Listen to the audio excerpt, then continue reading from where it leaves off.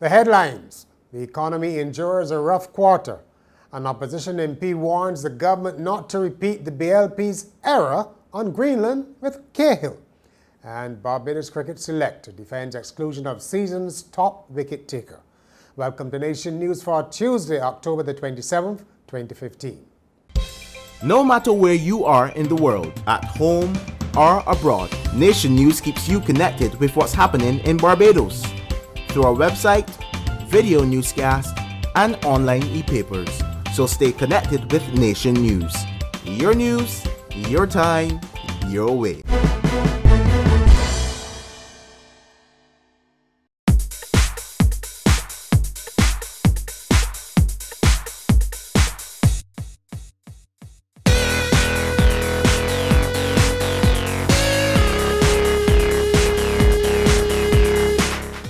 The Barbados economy remains stuck in a rut. Not even a substantial increase in tourist arrivals has managed to lift the growth rate above a measly 0.3% for the first 9 months of the year, according to the latest central bank review. That means that the third quarter was a bit of a drag, given the 0.5% or better in the first 2 quarters. The bank puts the blame for the sluggishness on the delayed implementation of long-touted investment projects, and crucially, the initial forecast for the next 2 years isn't bright either. Assuming that these projects will now be underway next year, growth rises to about 1% in 2016 and 2% thereafter. It is possible to improve significantly on these forecasts.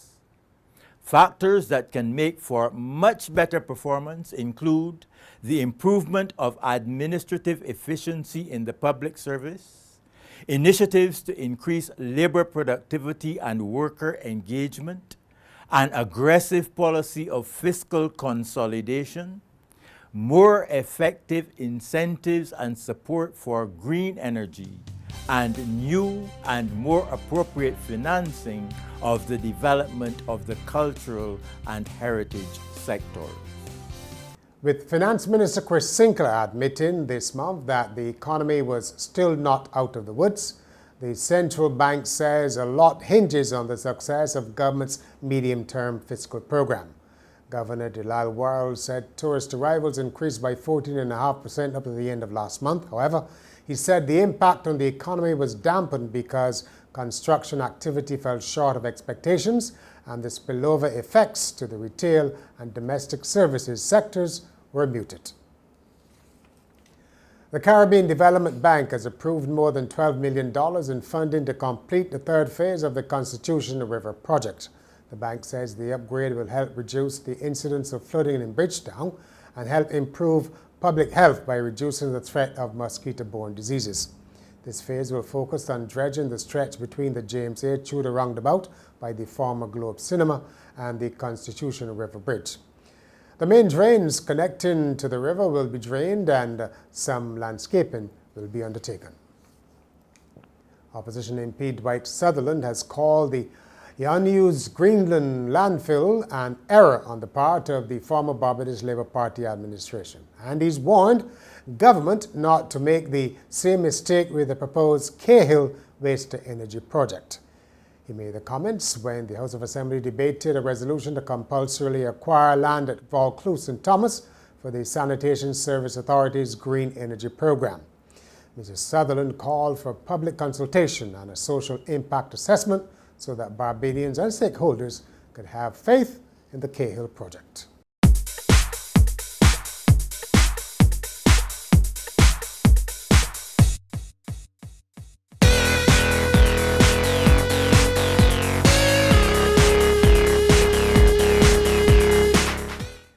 Minister of Home Affairs Adriel Brathwaite has called for common trading standards for firefighters in the Caribbean. Addressing a conference of the Caribbean Association of Firefighters on Monday, he said this would allow firemen from one country to easily find work in another. We cannot and we would be foolish to expect that indeed that our brothers and sisters from the United States and Canada, etc., will always be there to respond to us and respond with the kind of alacrity that is required. We have to believe that our brothers and sisters, instead from St. Vincent and Antigua and the British Virgin Islands and Martinique, etc., that they're the ones who we can depend on. And therefore, we have to spend our time and our resources having acceptable minimum standards of training. There is no reason why if an officer from Barbados should not be able to move to Trinidad and work automatically. There is no reason why he should not be able to go to the British Virgin Islands, to Dominica, to Ghana, wherever in the region. Because when he arrives there, you are sure that he has training up to your expected standards, and vice versa. Sagicor has been lauded for its continued support of NIFCA's Performing Arts Junior Finals and the Community Independence Celebrations. The kudos came from Minister of Culture Stephen Lashley, who addressed a media briefing on Monday. I want to take the opportunity, of course, to compliment Sagicor for its corporate responsibility, which of course we see every year. I understand it has been 3 years that Sagicor has been supporting this element of NIFCA, and it has been 20 years that Sagicor has been supporting the community independence celebrations activities, in particular the lighting aspect of that important activity.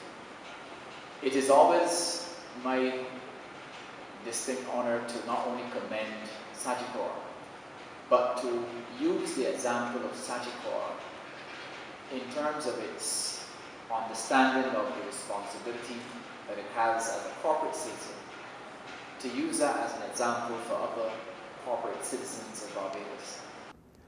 Andromeda Gardens isn't just a botanical garden and tourist attraction. General Manager Judith Harrison has told Nation News that the 60-year-old property also offers gardening classes and organic food. We have a fantastic organic garden cafe, which is all homemade bread and organic salads, and it's not in normal local foods. We do use all local produce, proper pork in the sandwiches for those people who eat meat, not like me.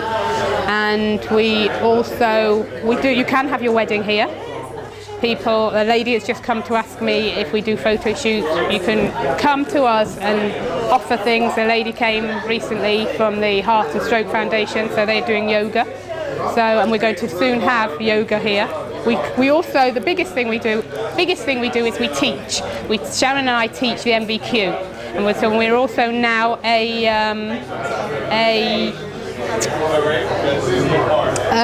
educational centre, and so we teach professional gardening and organic. It's very popular, the organic workshops, once a month on a Saturday.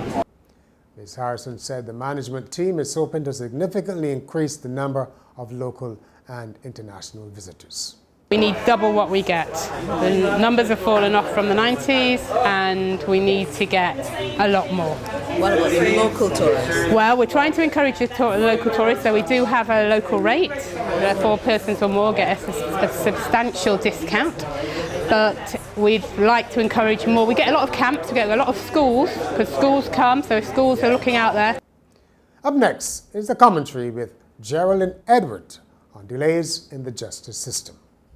The number of complaints about the tardiness of the local justice system should be of concern to every Barbadian. Judges, policemen, prosecutors, and accused people, and those with civil cases must be fed up with the number of delays that affect legal matters. And no doubt, those on remand must be peeved that cases can take as long as 10 years to reach a conclusion. Attorneys and magistrates have complained to little avail. Concern has even been expressed at the level of the Caribbean Court of Justice, but still, there seems to be little change to the state of affairs. The problem must no longer be ignored, but to whom do we turn to have the issue resolved? It can't be left to the courts. Rather, the people must speak up and do so consistently. That may be the only way to effect any real change.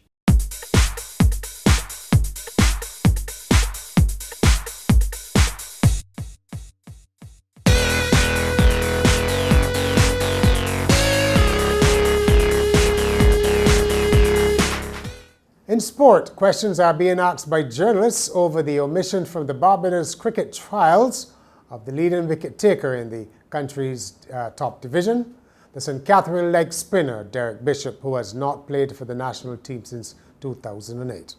Chairman of selectors Hendy Wallace told a news conference that the spinner was not in their plans at the stage. He said the trials are reserved for developing players, those returning from overseas contracts, and contracted players, and not everyone could be invited.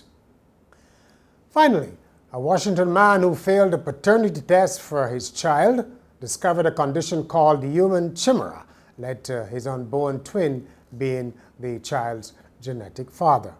Barry Starr, a geneticist at California's Stanford University, said he and his colleagues studied the 34-year-old man who failed a paternity test after he and his wife discovered their child did not share a blood type with either parent.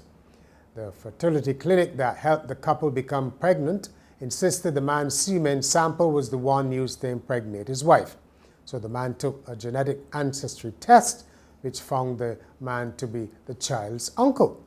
Starr said the result was due to his being a human chimera, the result of the man absorbing cells from a deceased twin during the early stages of their mother's pregnancy. The man's sperm was found to be a 10% match to the infant, while the genes in his saliva, which were used for the paternity tests, were not a match. The geneticist said suggested reports of such incidents could become more common as more people receive assistance from fertility clinics, which provide treatments that increase the chances of multiple births. And that's Nation News for Tuesday. For more news, log on to nationnews.com as well as YouTube, Facebook, and Twitter. And remember to pick up your Midweek Nation on Wednesday or subscribe to our e-paper.